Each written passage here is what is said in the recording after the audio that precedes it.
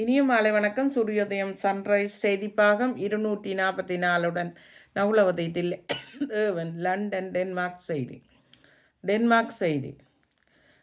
டென்மார்க்கின் பாரம்பரிய அஞ்சல் விநியோக நாட்களில் எண்ணப்பட்டு கொண்டு இருக்கிறது. அதாவது தகவல் தொடர்புகள் அதிகரித்து வருவதனால் டிஜிட்டல் மயமாக்கப்படுகிறது, பிரதிபலிக்கப்படுகிறது. இதனால் இந்த வருட இறுதிக்குள் நோட் போஸ்ட் கடிதங்கள் வழங்குவதை நிறுத்த இருக்கிறது.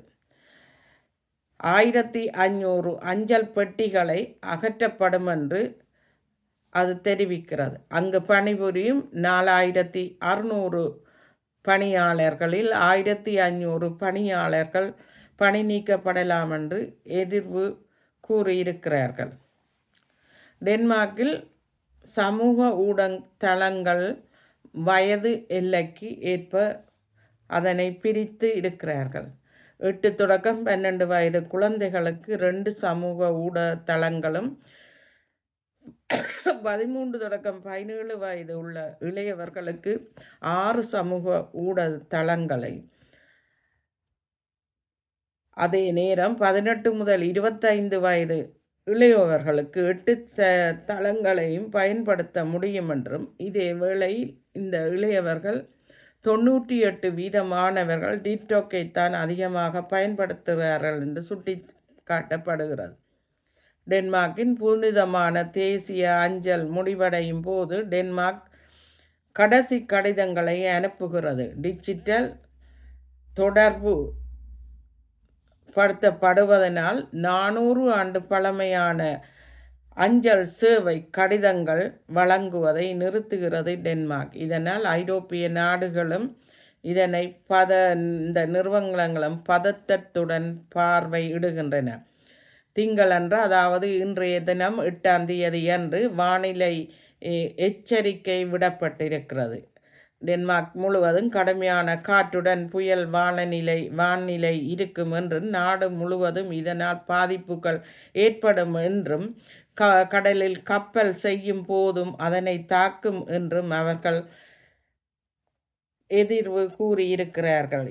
இதனால் எச்சரிக்கப்பட்டிருக்கிறது. பிரித்தானிய செய்திகள். பிரித்தானியாவில் இந்த ஆண்டு 31/12 ஆண்டு இறுதிக்குள் ஜிப்பர் கார் பதிவு சேவைகள் திட்டமிடப்பட்டிருக்கிறது. அனைத்து செயல்பாடுகளை முடித்துக்கொள்ள அமெரிக்காவை மையமாக கொண்ட ஜிப்பர் கார் பகிர்வு திட்டமிட்டிருக்கிறது. திவாலே துல்லியா படத்தில் நடித்த ஷாருக்கான், கஜோல் ஆகிய 2 கதாபாத்திரங்களின் வெண்கல சிலை லண்டன் பிரிஸ்டலில் சுற்றுலா தலத்தில் நிறுவப்பட்டிருக்கிறது. இங்கே பல கதாபாத்திரங்களின் சிலைகள் அங்கே காணப்பட்டிருக்கிறது. உதாரணமாக Harry Potter, Batman, mister been அவர்களுடைய சிலைகளும் அங்கே இருக்கின்றன. பிரிட்டிஷ் கிணறுகளின் பல பகுதிகளில் பாதித்த தண்ணீர் பிரச்சனைகள் தொடர்கிறது.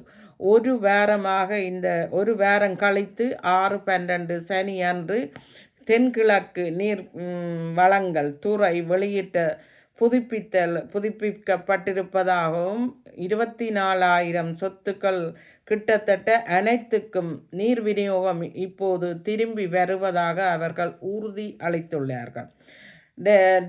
இங்கிலாந்தில் பள்ளி குழந்தைகள் ஆங்கில மொழியை பேசுவதில்லை என்றும், நகர்ப்புறங்களில் 63% அதிகமான மாணவர்கள் அவர்கள் வீட்டில் பேசும் மொழியினையே தமது முதல் மொழியாக இருக்கிறதாகவும் கூறியிருக்கிறது என்று ஆராய்ச்சி ஒன்று சுட்டி காட்டியிருக்கிறது. அதாவது இங்கிலாந்தில் 1.8 மில்லியன் பாடசாலை சிறுவர்கள் இங்கிலாந்து தாய்மொழி தமக்கு ஆங்கிலம் இல்லை என்று கூறியுள்ளனர். அங்கு 5 பேருக்கு ஒருவர் வேறு மொழி பேசுவதாக இருக்கிறார்கள், அதாவது ஆங்கிலம் அல்லாத மொழியினை. நேற்றைய தினம் 7/12 அன்று கீத்ரோ விமான நிலையத்தில் ஒரு சிறிய தாக்குதல் நடைபெற்று காவல் அதிகாரிகளும் உதவி முதலுதவி படையினரும் அங்கு குவிக்கப்பட்டிருந்தனர். இதனால் அங்கு வீதிகள் எல்லாம் நெரிசலாக காணப்பட்டன. விமானங்கள் தாமதமாக புறப்பட்டன. அதே நேரம் அங்கு 2 குழுக்களுக்கு இடையில் ஏற்பட்ட ஒரு சிறு விளையாட்டாக செய்திருக்க வேண்டிய ஒரு ஸ்ப்ரே ஒன்றை அடித்ததினால் இந்த ஸ்ப்ரே ஆனது மற்றவர்களுக்கு இருமலையின் கொடுத்து அசீரணத்தை கொடுத்தபடியினால் இந்த பிரச்சனை ஏற்பட்டதாக காவல்துறையினர் தெரிவிக்கின்றனர். இப்போது விமானத்துறையினர் அங்கு வரும் விமான தளங்களுக்கு வருவோரை அங்கு அதிக விரைவாக அங்கு வரும்படியும் அவர்கள் வரும்போது பொதுவாக போக்குவரத்து சேவையினை பாவிக்குமாறும் விமான தளத்தினர் கேட்டுக்கொண்டிருக்கிறார்கள். மீண்டும் ஒரு செய்திகளுடன் மறுவாரம் சந்திக்கும் வரை விடைபெறுபவர் நகுலவதி தில்லைத்தேவன். நன்றி, வணக்கம்.